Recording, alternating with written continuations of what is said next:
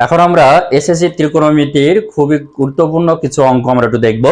অঙ্কটি হচ্ছে cos a minus b is equal to 1 এবং 2 sin a plus b is equal to √3।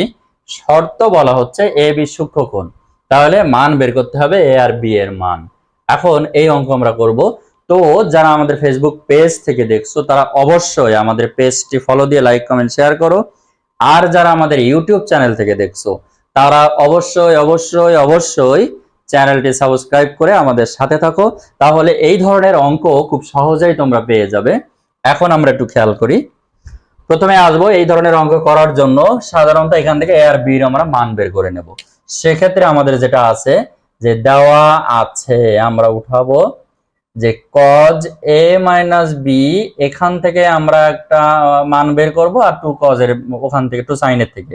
এখন আমরা জানি cos 1 is equal to কি, cos 1 অর্থাৎ আমরা জানি cos 0 ডিগ্রির মান 1।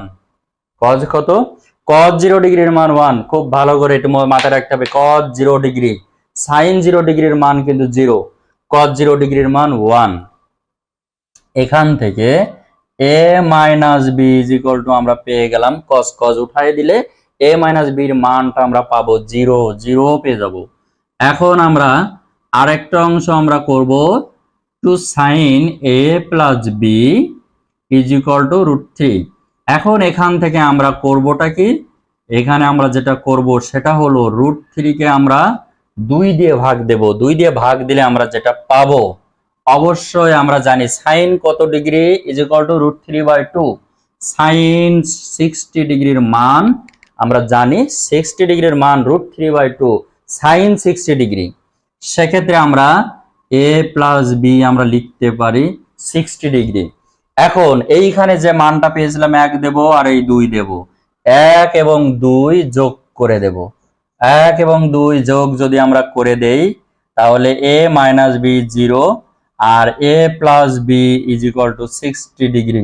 আমরা যোগ করলে b b কেটে যায়, তাহলে 2a is equal to 60 degree থাকে। এখন এখান থেকে আমরা বলতে পারি এর মান হচ্ছে 30 ডিগ্রি। এর মান যদি 30 ডিগ্রি হয় তাহলে আমাদের b এর মান কত, আমরা যে কোনো একটা জায়গায় বসাই দেবো। তো এখানেই বসাই দিই, এর মান যদি 30 ডিগ্রি হয়,